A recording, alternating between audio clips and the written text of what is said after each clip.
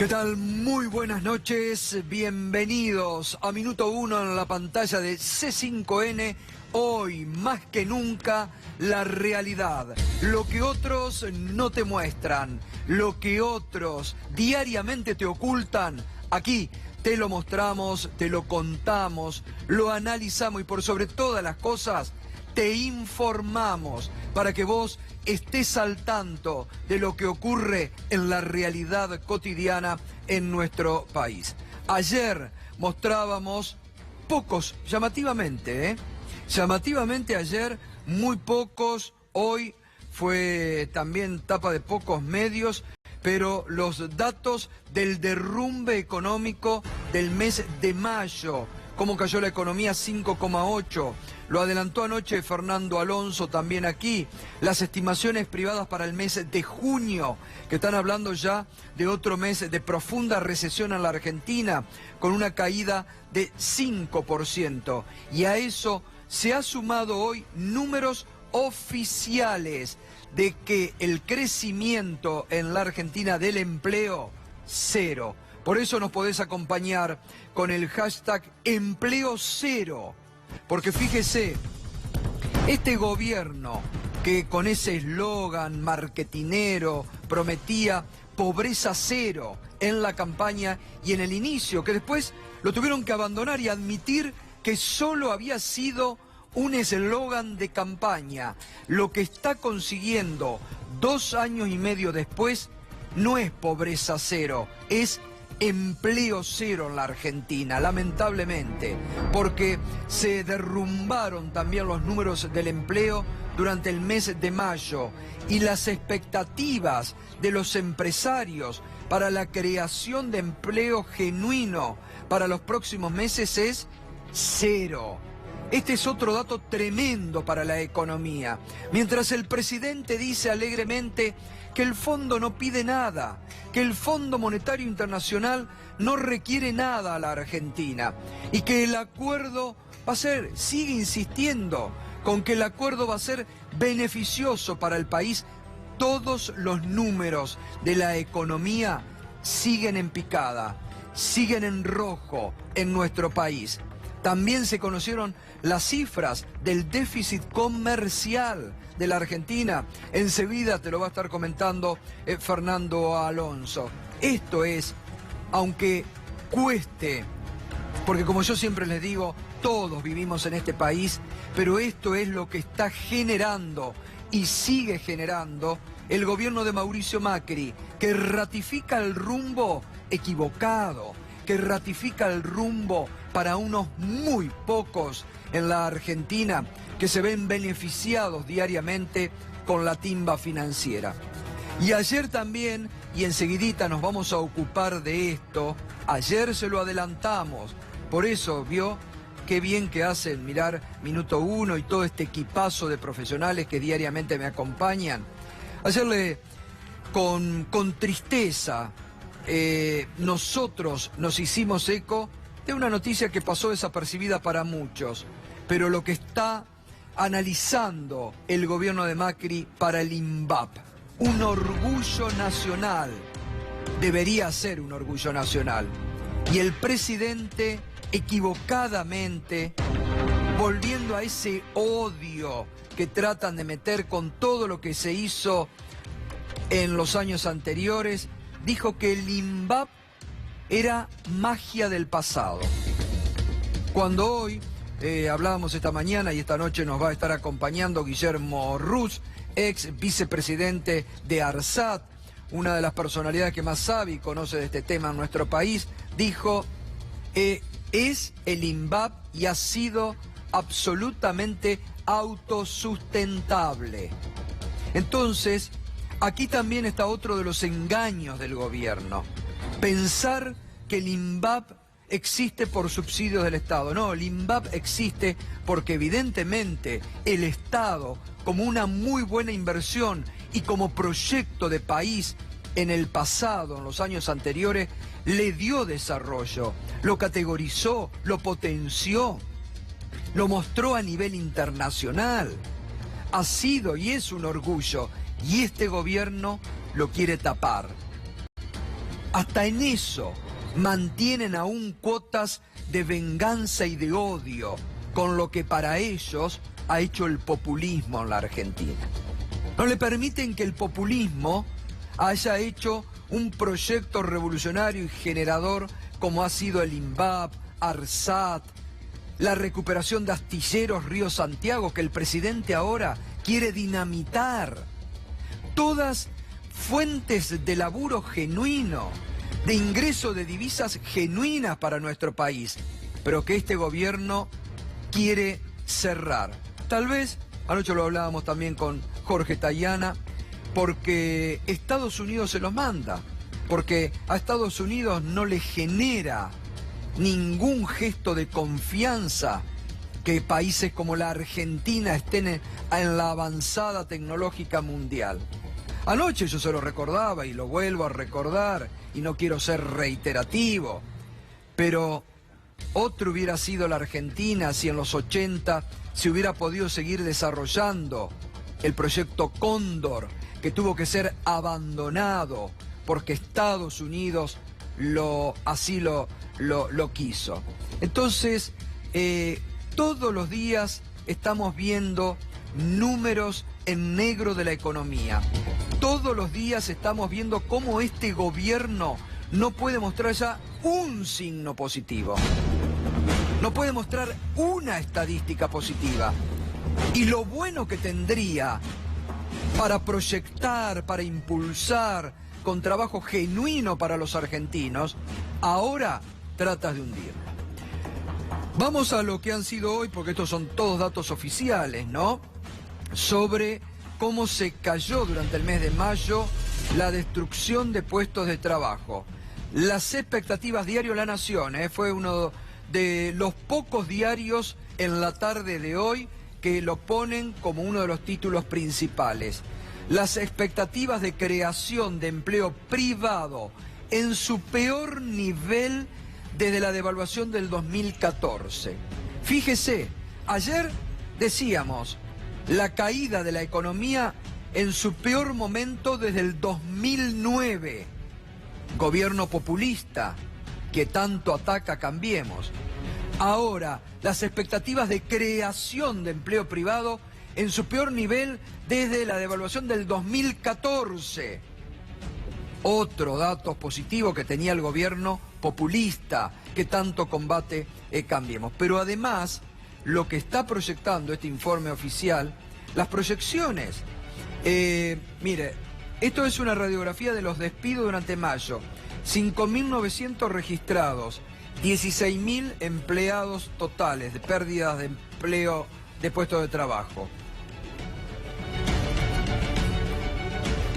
Industrias manufactureras, 3.400 pérdidas de trabajo. Construcción, 1.600. Servicios sociales, 1.200. Hoteles y restaurantes, 800. Pérdida durante el mes de mayo. Estos son despidos, claramente. Son Gustavo, despidos, ¿no? Fernando, Son claro, despidos. buenas noches. Claro. Buenas noches, Gustavo, discúlpame. No, está muy bien. A eso iba, vamos, dale. Ahí está, lo que planteamos que estos son despidos, esto es gente que perdió el trabajo durante el último mes y son datos desestacionalizados, son esas cuentas que hacen los economistas para mostrar lo que pasó en un mes sacándole las diferencias que puede tener con el mes anterior.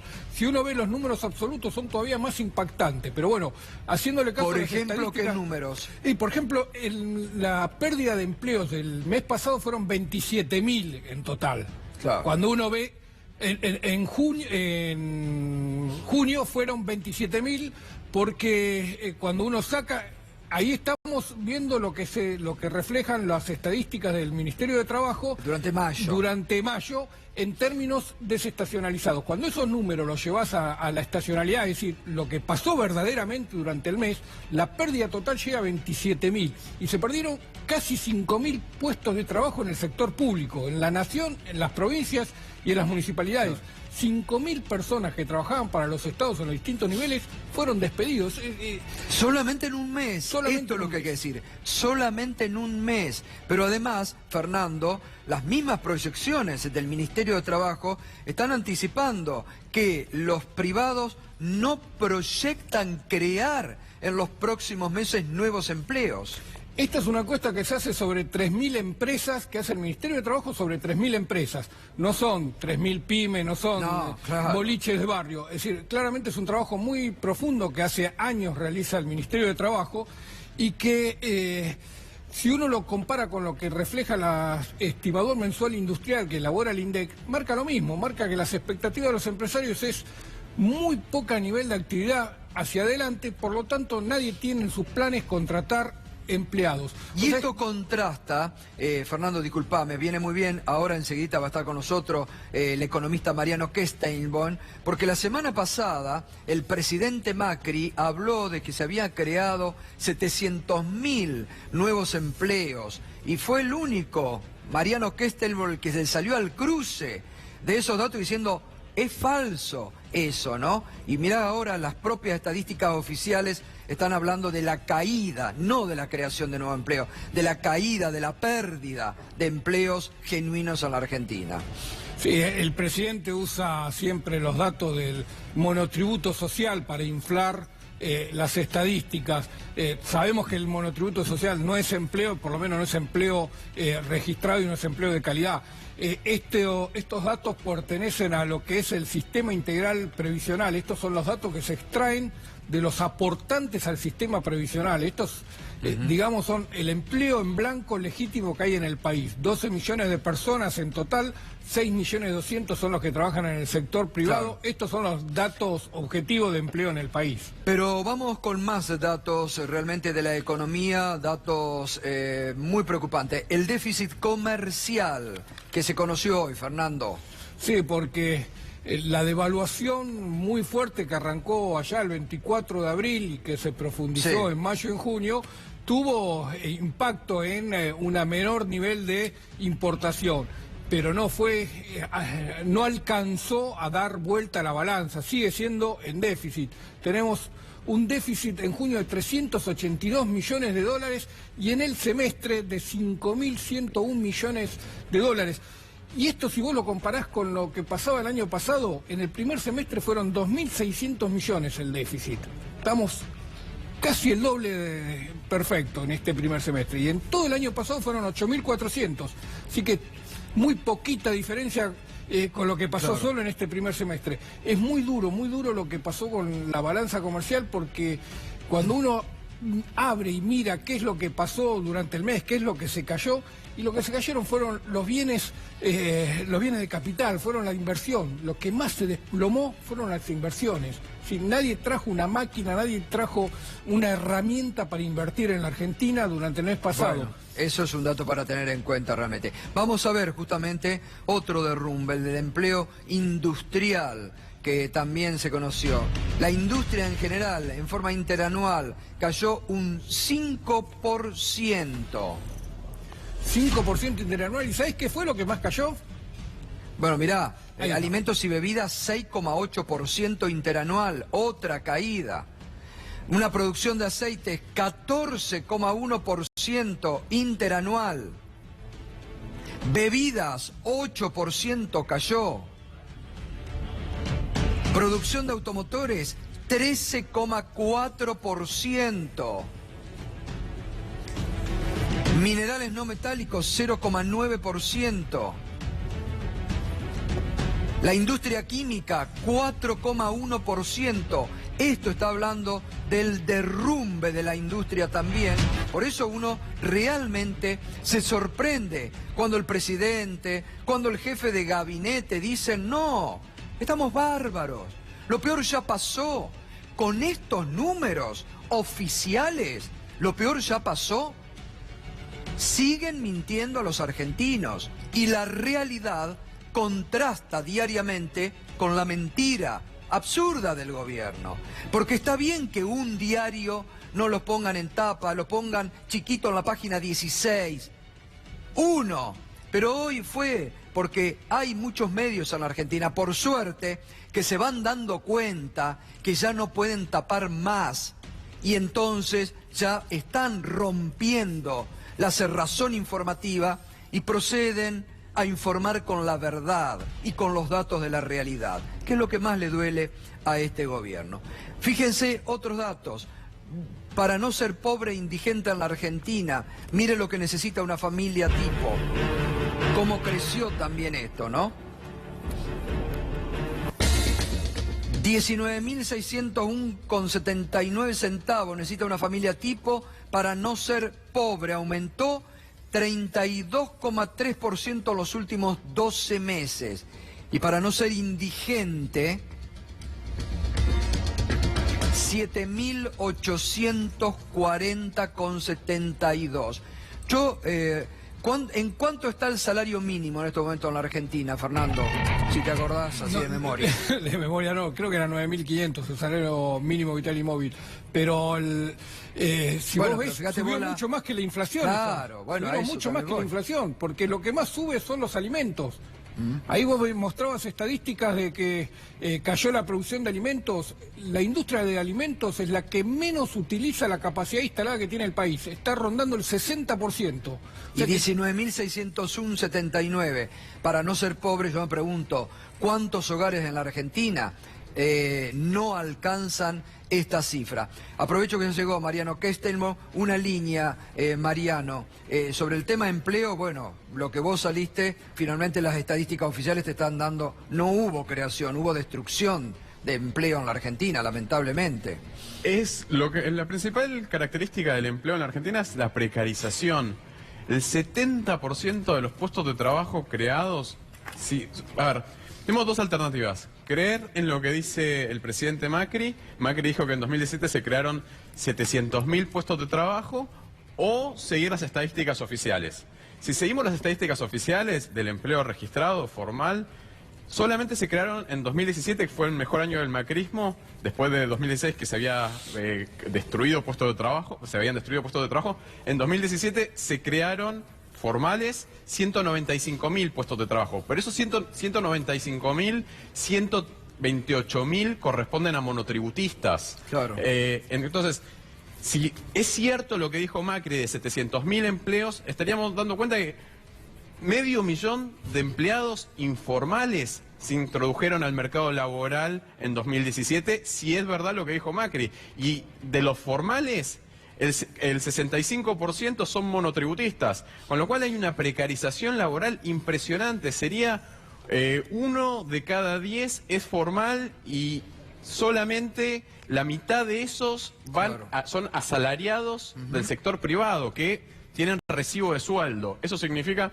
que tienen todos los beneficios, esto es indemnización, aportes patronales, que tienen vacaciones, aguinaldo, estabilidad en el puesto de trabajo. Es una precarización impresionante. Nunca antes en la historia económica argentina hubo tanta precarización como en estos últimos 2 años. Bueno, Gustavo, buenas noches. Sí, buenas noches. Te quiero aportar algo que se está quedando de lado. Normalmente, cuando hay crisis pero hay dinero, las empresas despiden y pagan. Claro. Está pasando, vamos a traer datos, que por lo menos en el 40% de los despidos no se está pagando la indemnización, o no se está pagando la indemnización que corresponde, porque las empresas no tienen dinero para hacer frente y prefieren que los trabajadores le hagan juicio. Digo, ahí nace la industria del juicio. Sí. A ver, que inventa el gobierno. Si no le pagan, hay industria del juicio. En realidad no es industria. Están reclamando lo que le corresponde. Algunos empresarios, porque son demasiado vivos, se creen vivos, ¿no? Claro. Ni hablemos de algunos empresarios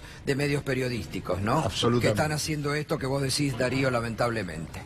Bien, se sigue actualizando, aunque el gobierno no quiera, todos los días los no aportantes que, según aparecen, aportaron a la campaña de Cambiemos en el 2015 y en el 2017. En las últimas horas, la propia ministra de Desarrollo Social, Carolina Stanley, admitió que los aportantes que están denunciando son del PRO.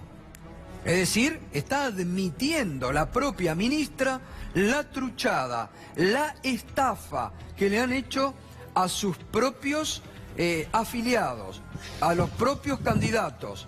Y también admitió la ministra que muchos de esos datos eran planes sociales, es decir, la ministra Darío se ha metido en un berenjenal que ahora ante la justicia, cuando sea convocada, lo va a tener que también confirmar esto, ¿no? A confesión de parte, relevo de prueba. Esto ya está en poder de la Cámara Electoral. Esto ya lo tiene la justicia electoral. Lo más doloroso, más allá de los candidatos que figuran como aportantes, pero es gente de la política, es que se constató que Desarrollo Social informó que hay aportantes que son de los planes sociales. Es decir, el sector más vulnerable de la población argentina en la provincia de Buenos Aires. Y hay números, y algunos diarios hoy se hicieron eco. Por ejemplo, el diario La Nación tiene que ver con los números de aquellos que ya han sido determinados como parte de los aportes. Claro. Y esos números tienen que ver, por ejemplo, de 153 casos, el 81% es de gente que cobra planes sociales. Ahí está, mira, confirman que beneficiarios de planes figuran como aportantes de Cambiemos. Lo que vos habías adelantado ayer, que hoy están los diarios, para que vean cómo se trabaja en Minuto 1. Lo informó el Ministerio de Desarrollo Social a pedido de un fiscal. Bueno, Stolbizer, justamente, que era lo que veníamos diciendo. Hoy el juez federal, Sebastián Casanelo, aceptó a la ex diputada nacional Margarita Stolbizer como amiga del tribunal. Es decir, a partir de hoy, ya hoy presentó ella formalmente 150 nuevas denuncias, porque también de los registros que ha aportado Stolbizer figuran, esto es otro engaño, figuran algunos afiliados al PRO como, supóngase, que habían aportado 2.000 pesos, pero en realidad lo que ellos han declarado en sus declaraciones juradas era la mitad, 1.000 pesos. Claro. Entonces uno se pregunta, ¿y esos otros 1.000 pesos qué pasaron? Esta mañana en Radio 10, el Mañana Silvestre, hablamos con Margarita Stolbizer sobre esta denuncia. Nos decía lo siguiente. Partir siempre que de lo que estamos hablando es de la utilización de dinero ilegal en una campaña electoral, o en dos, 2015 y 2017. Hablamos de que es dinero ilegal y por esa razón lo que se termina haciendo es utilizando aportantes falsos para blanquear ese dinero que venía de un lugar de donde no podía venir. No es que se los caprichosamente o sin ninguna razón. La razón es porque tienen que blanquear o introducir un dinero que no podía estar en esa campaña. Todos los candidatos a concejales aportan 38.000 pesos. Es una suma que se repite muchísimo y yo no creo que haya tanta casualidad. Ahora, el tema es cuando después esos mismos candidatos, los que obviamente terminan enojados por alguna razón o se enojan por haber sido utilizados falsamente como aportantes, empiezan ellos mismos a decir no puse ni un peso, ¿no? Sí, sí. Entre esos el caso más llamativo seguramente el del intendente de Mar del Plata, que ese ya no es solamente un candidato, fue candidato pero hoy es el intendente, un intendente oficialista, y él dice yo no puse un centavo. Atrás de todo esto lo que hay que entender que es no solamente la falsedad del aportante, hasta me animaría a decir el robo de la identidad del aportante para ponerlo en ese lugar, sino la complicación para la gente que no puede acreditar de dónde sacó la plata esa, ¿no? Porque un empleado municipal que gana 20 termina aportando 30.000 pesos. Después hay una tercera categoría que diría moralmente debe ser lo peor, lo más reprochable, que son beneficiarios de planes sociales. Es como demasiado casual. Me parece que acá la investigación que hizo el periodista Juan Morín es donde aparece lo más destacado, porque él termina mostrando un resultado, un informe, entrevistando a las propias personas. Acá vamos a encontrarnos con gente que va a negar el aporte y con otros que no lo van a negar porque lo que están haciendo es cuidando su trabajo, ¿no? Claro. Hay que ver también la inmoralidad que significa eso, usar a un empleado porque lo tiene atado, porque ese no puede salir a decir que no. Claro. Dentro de los temas de las empresas, la otra cuestión llamativa es, o sea, ninguna empresa puede pagar, aportar en una campaña electoral, pero mucho menos pueden hacerlo aquellas que son contratistas del Estado. Ahora, hay que tener en cuenta, muchos de esos lo están diciendo, y eso es lo que nosotros planteamos, de todo lo que lo están diciendo, pero hay que tener en cuenta todos los que no lo dicen, porque tienen el miedo a perder su trabajo, ¿no?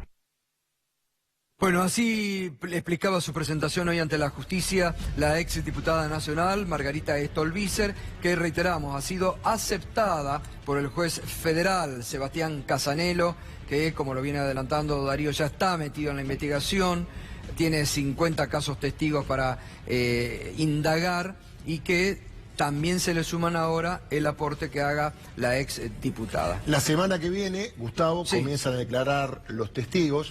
En realidad el juez no quiso citar a todos los que hay porque hay gente que se tiene que trasladar, quiere escucharlos, que den su testimonio, tener sus datos y corroborar que obviamente no fueron aportantes. Pero si me dejás, acá tengo algunos datos más que están en la Cámara Electoral y que es el informe de Gendarmería. Gendarmería, recordás que el juez mandó para constatar cuáles eran las condiciones de vida, tomando un grupo al azar, de la gente de los planes sociales. Gendarmería informó que todos los casos tienen de condiciones de vida una calidad que no pueden aportar de ninguna manera ninguna suma a ninguna campaña electoral. Con lo cual se abre acá brazos comunicantes que tienen que ver con un montón de historias. Por un lado los candidatos, por el otro lado el tema de los planes sociales y por otro lado, esto es muy fuerte y va a explotar en los próximos días. En la campaña de 2017, ¿quién tenía los datos? Este gobierno. Ahora en la campaña de 2015, ¿quién tenía los datos? El gobierno anterior. ¿Y por qué los utilizaron los de este gobierno? ¿Quién les dio los datos a este gobierno del gobierno anterior? Bueno, otro de los grandes interrogantes, ¿no? Bien, el tema INVAP, que desde ayer nos está preocupando, enseguida vamos a estar con Guillermo Ruz, ex vicepresidente de ARSAT. Realmente el gobierno ha puesto en un gran interrogante qué es lo que va a hacer el INVAP. Vamos a repasar lo que dijo el presidente Mauricio Macri sobre esta empresa, que es no solamente un orgullo nacional y que debería ser y debería seguir siendo un orgullo nacional, tiene una repercusión internacional y mundial. Es la única, mire, un dato, es la única empresa que tiene reconocimiento de la NASA. ¿Entienden bien, no? Y el gobierno de Macri la ningunea. Escúchelo.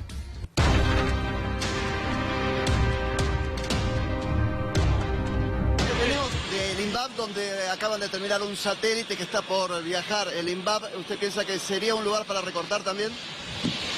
Todos tenemos que entender que tenemos una restricción. Yo soy el primer fanático del INVAP.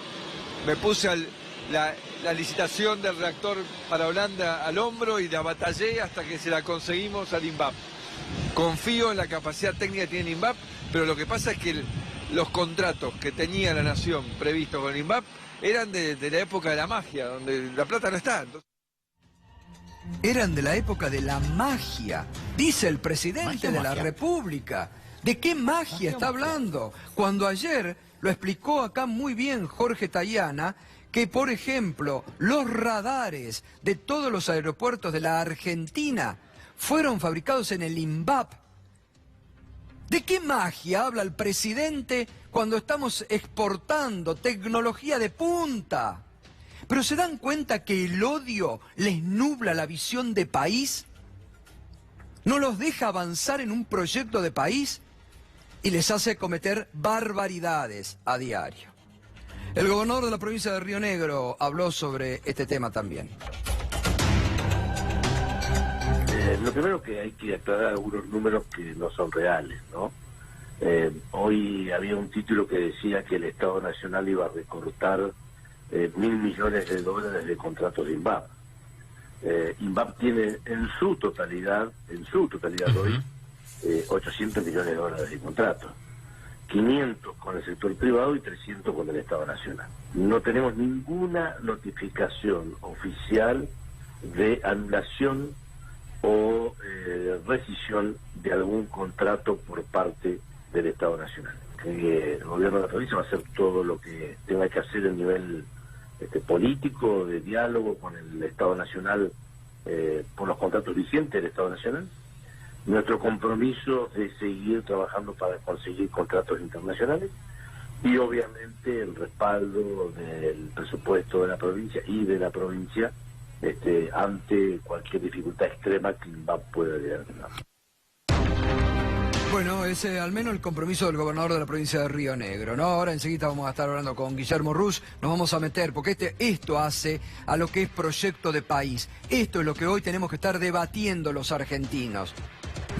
Esto es. Ahora, fíjese usted, el presidente va a la rural y dice, no, a los ruralistas no le tocamos un centavo. A las mineras no le tocamos un centavo. La timba financiera florece en su esplendor en la Argentina. Ahora, el INVAP, y es magia. El INVAP es magia. El INVAP lo podemos recortar, ningunear, cuando eso debería ser lo que en primer lugar debería estar como proyecto de país. Pedro Brigger, buenas noches, Pedro. Buenas noches. Y una de las noticias centrales tiene que ver con el presidente de los Estados Unidos, Donald Trump. Está acorralado en la Casa Blanca. Están con, a ver, para decirlo académicamente, con cagazo. Para decirlo académicamente. Tienen mucho miedo de que el abogado principal de Donald Trump durante muchos años, de nombre Michael Cohen, hable y revele mucha más. Es la persona que negoció con una o dos o varias mujeres su silencio para que ellas no revelaran qué asuntos tenían personales con Donald Trump.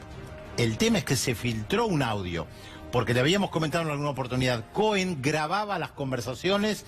Según la ley de varios estados en los Estados Unidos, no es delito grabar una conversación si una de las personas está de acuerdo, o sea, el que lleva el grabador, o sea, el señor Cohen. Cada vez que se encontraba con Donald Trump, grababa la conversación y no se lo decía al actual presidente de los Estados Unidos. Pero está utilizando los audios, que además se filtraron, alguien se los dio, obviamente, sabemos lo que implica, se filtraron a la CNN. Vamos a escuchar uno de los audios. And I've spoken to Alan Weisselberg about how to set the whole thing up with funding. Yes. And it's all the stuff, because you never know where that company, you never know where he's going to be. Correct. So I'm all over that. And I spoke to Alan about it when it comes time for the financing, which will be. Listen, what financing? We'll have to pay you. So no. I got no. Bueno, el abogado de Donald Trump, Giuliani, dice que en realidad este audio lo exculpa al presidente Donald Trump porque están hablando de pagar en efectivo y el presidente dice no. Bueno, hay que ver si pagar en efectivo estaba bien o estaba mal. Pero les recuerdo una cuestión fundamental. En Estados Unidos, el tema clave no solamente si pagó, sino si ese dinero era de la campaña. Acá hay dos cuestiones, que podía ser personal o podía ser de la campaña. Hace meses que venimos hablando del tema porque estaba el otro escándalo donde la cuestión clave era si fue gasto de campaña o no. ¿Quién había pagado ese dinero? Cohen, cuando estaba al lado de Trump. Y ahora Cohen se dio vuelta, por eso el miedo que tiene en la Casa Blanca de qué puede revelar si coopera efectivamente con la justicia. Creo que tenemos también el tuit de Donald Trump, el presidente, que al fin y al cabo se comunica tanto por Twitter. Ahí lo tenemos traducido. ¿Qué clase de abogado grabaría un cliente? Tan triste, esto es nuevo, nunca escuché que pase esto. ¿Por qué? La grabación se interrumpe, corta tan abruptamente cuando supuestamente estaba diciendo cosas positivas. Escuché que hay otros clientes y muchos periodistas que fueron grabados.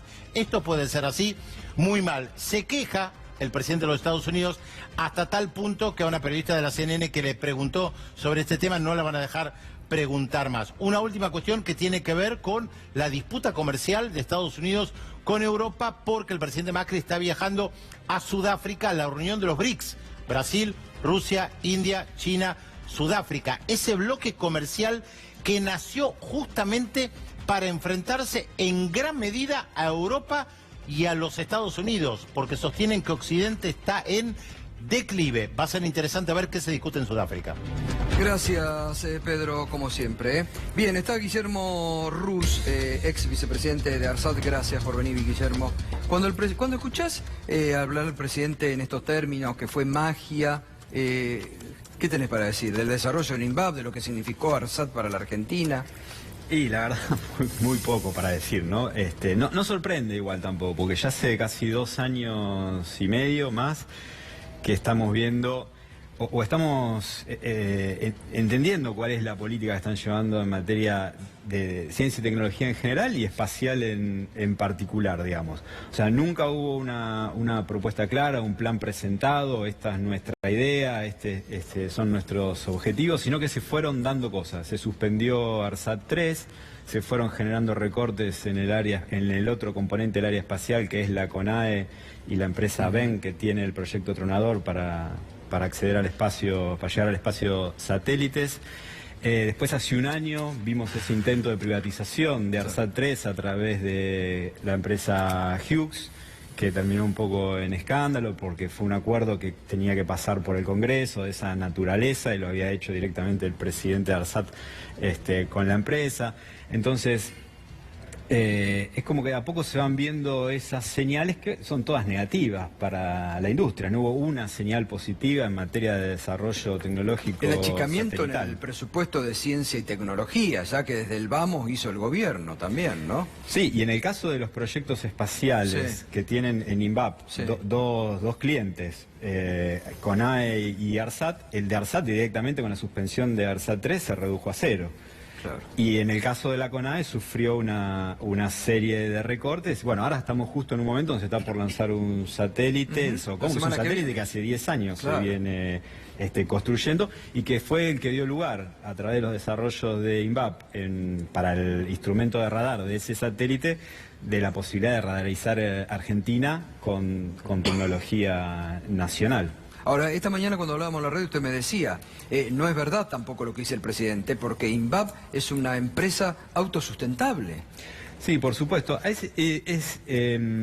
INVAP, obviamente vive de los proyectos que vende, tiene un porcentaje importante de proyectos que vende al Estado Nacional. En el caso de lo espacial, casi el 100%, salvo algún proyecto menor que tuvo hasta hace poco con Paraguay, pero muy pequeños en comparado a los satélites de ARSAT y de la CONAE, y obviamente en su operación es rentable.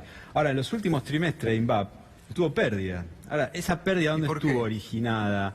En que el Estado Nacional no le paga a INVAP. Claro. Incluso los avances hechos, que pueden ser de este satélite, de que están por lanzar, y de otros proyectos, no le paga. INVAP se tiene que endeudar para poder financiarse, y eso es lo que llevó a que no pudieran o estuvieran en una situación comprometida, incluso en el pago de los sueldos del personal. Ahora, la verdad, INVAP hoy está, digamos, a nivel mundial categorizada como de las mejores, debe estar, ¿no? Sí, seguro. O sea, y a nivel regional, digamos, es una de las empresas, tanto en el área nuclear como espacial, que casi no tiene comparación. Y en el caso espacial es interesante también notar esto, digamos, ¿no? En el nuclear pudo imponerse en licitaciones internacionales, ya lo había hecho en Australia tiempo antes, tiene en Argelia, Arabia Saudita. Obviamente INVAP en eso logró posicionarse en el mundo. En el caso espacial, con los satélites, tanto de observación de la Tierra como de comunicaciones, eso no es así. O sea, INVAP solamente le vendió satélites al Estado Nacional, a la CONAE y ARSAT, en proyectos que estuvieron hechos muy en conjunto, digamos, ¿no? O sea, con mucha ingeniería de ARSAT trabajando en los proyectos y mucha ingeniería de CONAE también en esto. Que INVAP pueda exportar satélites es un desafío muy fuerte que tenemos. Este tipo de discontinuidades para poder llegar a que INVAP se consolide a nivel internacional en la venta de satélites, claramente es un retroceso muy importante. Mariano, ¿vos creés que esto está dentro de los ajustes que pide el fondo también? Me parece que sí, que está en línea. Son todas políticas de corto plazo para cerrar la brecha fiscal. El gobierno está obsesionado con ese tema, ya dijo que se va a comprometer y que lo va a cumplir. Hasta ahora las metas que se fue imponiendo las fue sobrecumpliendo. Este año también va a tener un buen resultado, producto de la reducción del gasto público y también producto de la mayor presión impositiva, porque los bienes y servicios que más aumentan de precio son las tarifas de los servicios públicos y el combustible, que no se puede eludir el pago de esos impuestos. Entonces tiene un impacto sobre la recaudación que es mucho más fuerte. Entonces el gobierno, como estrategia también mediática para mostrarse frente a la opinión pública, dice que la brecha fiscal es el principal problema que le tiene la economía argentina y tiene la forma de ir recomponiendo imponiéndolo. Cuando en Ahora- realidad el problema externo es muchísimo más grave. Bueno, pero ahora yo digo, todo eso que está bien, lo que vende el gobierno. Ahora, frente a estos números de la realidad que estamos mostrando desde ayer, hoy, que todo hacia abajo, todo en picada, digo, ¿cómo puede una economía donde se cae todo, donde no hay consumo, puede sobrevivir? Por supuesto, Gustavo, la situación va a seguir empeorando, el nivel de desempleo, el desempleo va a ser el principal problema de la economía argentina. Vamos a tener los próximos meses una caída del empleo muy fuerte, caída del consumo, va a haber realmente una situación muy crítica en la Argentina porque no hay soportes, han eliminado los soportes de contención social en materia de empleo que fijaba el anterior gobierno, como los repro, que está totalmente disminuido, que eran los programas de recuperación productiva. Prácticamente no existen los repro. Y por otro lado, las dobles indemnizaciones. Es un momento crítico. En este momento, el gobierno debería salir a defender los puestos de trabajo. Y ocurre todo lo contrario. Las empresas, especialmente en la industria, que están en una situación delicadísima y son puestos de trabajo de altísimo valor agregado, que son puestos de trabajo que se generaron con muchísima capacitación, se están destruyendo. Y ese foco, como los de alto valor agregado del INVAP, son los más dañinos y los que nos van a volver muchísimo más dependientes en relación a las finanzas globales y, en particular, frente al Fondo Monetario Internacional. Mario, sí. ¿Le puedo preguntar a Rossi? Sí, cómo no, dale. ¿Van a privatizar? ¿Puede haber una idea de privatizar INVAP detrás de esta ofensiva contra la empresa? ¿Hay algún sector privado que le puede interesar a esa empresa? Con ARSAT lo intentaron en un momento, ¿no? Bueno, lo intentaron con ARSAT, por ahí tal vez por la naturaleza de los servicios, por una tendencia que hay a nivel internacional de brindar banda ancha satelital, que era el siguiente proyecto de ARSAT, de ARSAT 3. La verdad desconozco. Yo creo que con una empresa de esa naturaleza en Argentina tan atada a los proyectos estatales es difícil. Y además siendo INVAP también pudo avanzar con sus proyectos nucleares por ser estatal, digamos, Claro, ¿no? totalmente. Como una empresa privada creo que estaría... No lo haría. No lo haría. Mario Simadevilla, buenas noches. ¿Cómo está, Mario? Y usted que desde el radicalismo, bueno, usted se fue del gobierno, ya sabemos, lo comentó acá, denunciando el encubrimiento, pero ¿cómo está viendo este momento de ajuste de la economía, de caída? ¿Cómo justifica que el radicalismo siga acompañando muchas políticas por las cuales lucharon en contra durante tantos años? Esta situación difícil es reconocida por el propio gobierno, el gobierno no la ignora. Los principales referentes del gobierno, el propio ministro de Economía, el jefe de gabinete, el propio presidente admiten de que estamos pasando por una situación difícil. Admiten también que hubo errores propios para llegar a esta situación en la que estamos. Esto es un hecho positivo a pesar de esta situación de crisis. También es cierto que no heredó este gobierno un país que funcionaba normalmente. Es decir, teníamos un déficit fiscal muy grande que todavía sigue existiendo, esto es cierto, y creo que este gobierno está haciendo grandes esfuerzos para sanear estos problemas que tiene hoy la economía, ¿no? Obviamente yo no digo nada nuevo, lo han dicho los funcionarios de este propio gobierno, que se avecinan meses duros, meses difíciles, que siempre ocurren en un país con crisis y que todo lo sufre. Por allí podemos discutir si el ajuste lo deben hacer más unos sectores que otros, pero lo que nadie discute es la necesidad de equilibrar las finanzas públicas, ¿no? Ahora, Mario, ya está mal la cosa, va a venir peor. Digo, ya viene soportando el ajuste la gente que menos tiene, y los que más tienen hasta ahora no han soportado absolutamente Yo digo, nada. se puede dar una discusión sobre a quiénes podrían hacer más esfuerzos que otros para superar esta crisis, pero creo que lo que está fuera de toda discusión es la necesidad de que la Argentina debe en algún momento equilibrar sus gastos en función de sus ingresos.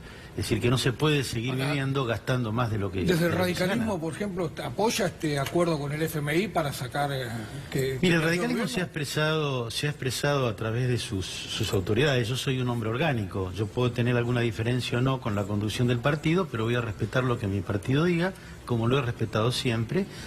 Y es cierto, y yo tampoco acá estoy diciendo ninguna novedad, ni le estoy diciendo a ustedes nada nuevo, que hay en ciertos sectores del radicalismo quejas por la manera en que el gobierno resuelve algunas cuestiones donde la Unión Cívica Radical es totalmente inconsulta en las decisiones que se toman, o de algunas cuestiones que lo han dicho el propio presidente de mi partido cuando se fueron al Fondo Monetario Internacional, se enteraron por los diarios.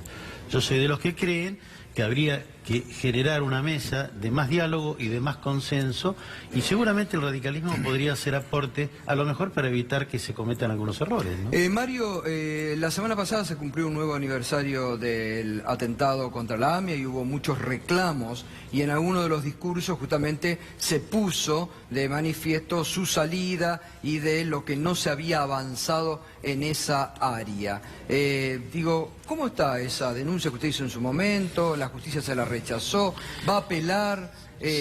¿Va a seguir denunciando el encubrimiento del encubrimiento que usted lo puso en la figura del ministro Garabano? A ver, esta unidad que fue desintegrada no existe más. No existe más. Depende ahora de un programa. Los abogados que han quedado trabajando en estas causas tenía como, para que la gente lo entienda, tenía dos finalidades.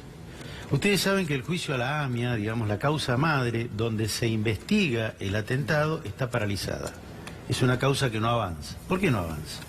Los jueces en la Argentina entienden que si los imputados no están presentes, las investigaciones se detienen. Como todos ustedes saben, hay iraníes imputados que se niegan a cumplir con los requerimientos de la justicia argentina.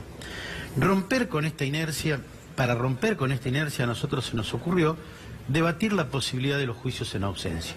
Yo debo reconocer de que no tuve mucho acompañamiento del ministro cuando planteamos esta idea. De hecho, esta posibilidad de juicio en ausencia la trabajamos con los distintos bloques del Senado y se presentó un proyecto que hoy está en comisión en el Senado Nacional. Eso por un lado. Y por otro lado, para avanzar también en la investigación del atentado, después vamos a ir al encubrimiento, observamos que si no elaborábamos una nueva reingeniería sobre la investigación, iba a ser muy difícil que acumulando papeles pudiéramos saber algo. Propusimos también incorporar tecnología a la investigación y no logramos contratar esa tecnología. Con lo cual en la causa madre mucho no pudimos avanzar porque el juicio en ausencia no está, que fue reclamado por familiares, sí, sí, el 18J. Y por otro lado estábamos como querellantes en la que se denomina causa por encubrimiento, sí, que es donde se investiga la responsabilidad de los que investigaron el atentado. Galeano, los fiscales Muren y Barbaquia, sí, sí, Fino, sí, Palacio, el propio presidente Menem, el jefe de los servicios de inteligencia. En esta causa, en el mes de febrero, había que hacer los alegatos. Los abogados de la unidad estaban por sostener las acusaciones de todos los involucrados. El ministro tuvo diferencias con nosotros, entendía de que a los fiscales no había que acusarlos, cambiaron los abogados, desplazaron a los abogados que iban a actuar en la querella y mandaron abogados a pedir la absolución de los fiscales, cosa con la cual nosotros no estábamos de acuerdo. Entendíamos que había elementos para sostener la acusación y si había duda, la duda no la puede resolver la querella, sino que la resuelve el tribunal. Y bueno, se terminó disolviendo la unidad, fueron a pedir la absolución de los fiscales y Argentina incumpliendo convenios internacionales. Porque la actitud que teníamos que tener en la querella estaba fijada por Argentina ante la Comisión Interamericana de Derechos Humanos, donde nosotros éramos auxiliares de la querella en una querella independiente. Perdón, ¿qué pasó con la denuncia contra Germán Garabano? Fue desestimada, es una denuncia que yo presenté porque cuando se produce la audiencia donde los abogados van a pedir la absolución de los fiscales, las querellas hicieron todo tipo de imputaciones hacia la unidad que todavía ese día estaba a mi cargo. Ahora, perdóneme, de que estábamos encubriendo. Entonces yo me presenté ante el juez y dije, miren, si dicen que estamos cometiendo delitos, investíguenos a todos. No entiendo cómo en el plano económico usted confía en este gobierno con una cosa tan fea que hacen en el plano institucional desde el mismo gobierno, el cual usted... Yo lo manifesté, es decir, mis diferencias... Porque me parece que hay una matriz en las dos cosas. Mis diferencias en el tema AMIA las manifesté y me fui del cargo y no estuve de acuerdo con lo que hicieron y lo expresé. Y estoy absolutamente convencido de que yo tenía razón, que el ministro... promoviendo esto se equivocó y generó un problema para el gobierno. De hecho, Argentina fue denunciada por esta actitud ante la querella ante organismos internacionales. La propia doctora Carrió denunció esta actitud del ministro Garabano. Sí, sí, totalmente. Gracias, Mario. Mariano, ¿la Argentina ya está en recesión? A ver, técnicamente se espera que haya 2 trimestres consecutivos que las estadísticas oficiales den cuenta de caída del producto. Todavía eso no ha ocurrido, hay que esperar un poco, hay que esperar hasta el tercer trimestre de este año para Los pronósticos son demoledores. Pero seguro que vamos a estar en recesión. Yo recuerdo hace unos meses que se estaba discutiendo si se iba a crecer un 3,5% o un 4%. El gobierno decía 3,5%, las consultoras hasta 4%. Yo te decía acá en el programa, no, si llegamos a tener 0% va a ser un éxito. Ahora te digo que vamos a estar en una recesión de por lo menos el 1%. La situación es muy grave, se importó muchísimo, las empresas están hiperestoqueadas, las tasas de interés están por las nubes, no hay atractivo para el desarrollo productivo y con esas tasas de interés tan altas, las empresas tienen que deshacerse de los stocks. Entonces no generan más producción, más empleo, más inversiones. Por el contrario, buscan la forma de ir limpiando los stocks para ir saneando a sus compañías. Y al mismo tiempo hay una destrucción de puestos de trabajo muy importante. El consumo va a caer fuertemente. Tenemos salarios que en la mayoría de los casos han pautado incrementos de solo el 15%. En algunos casos se está renegociando, pero eso llega tarde. Los que se renegociaron, recién los aumentos van a llegar a fin de año. En la inflación este año, en el mejor de los casos va a ser del 32%, posiblemente esté por encima de ese nivel. Las tarifas de los servicios públicos tienen que volver a aumentar, tienen que volver desde el punto de vista del gobierno nacional, por supuesto. Y encima siguen pensando que el movimiento del tipo de cambio genera un incremento de competitividad cuando las empresas están perdiendo mercado, están perdiendo producción y al mismo tiempo tienen costos fijos que les están aumentando aceleradamente y ya les aumentaron, están fuera del punto de equilibrio. Entonces, están en una situación muy compleja y creo que además de decisiones de avanzar en un esquema financiero especulativo, también están equivocándose en relación al diagnóstico y en la reactivación de la economía nacional. Esperan que el año que viene haya una super cosecha que nos salve, cuando en realidad no se sabe. Es increíble que se vuelva en la Argentina, que el gobierno y que además el fondo crea que con una super cosecha, como cuando éramos chicos que decían, no, pero viene una cosecha y nos salvamos todo. Es increíble que el gobierno le esté prendiendo velas a San Cosecha a ver si puede salvar la Gustavo, la todo ropa. el sector primario, considerando todas las etapas, explican solamente el 12% del Producto Bruto Interno.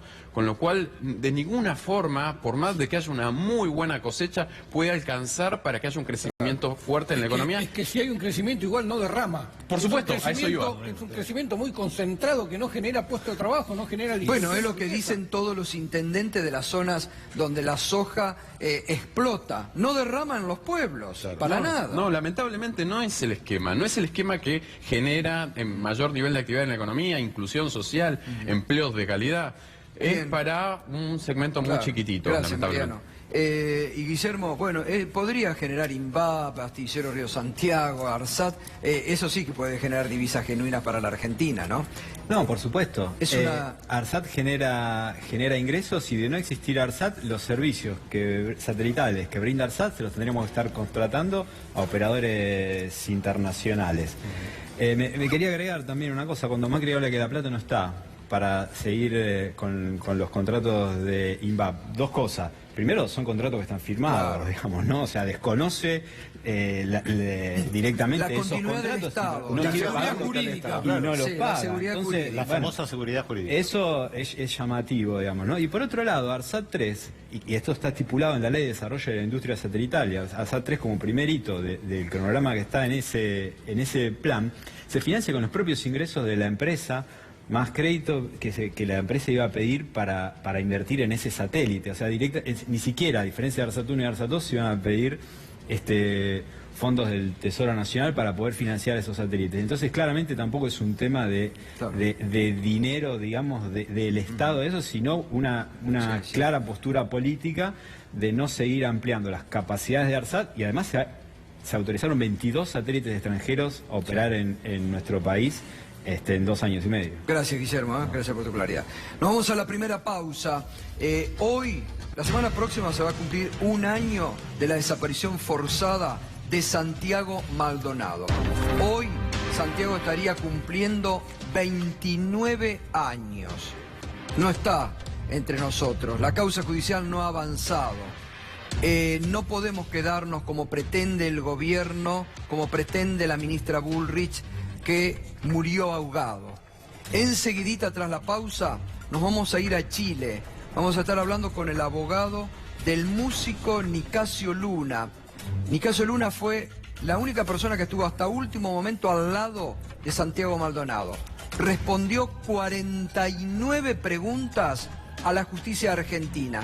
Y el testimonio de Nicasio Luna compromete severamente, nuevamente, a la Gendarmería Nacional. La ministra la trata de exculpar, pero la justicia no investigó. Y los testimonios siguen señalando a la Gendarmería Nacional. Enseguida continuamos.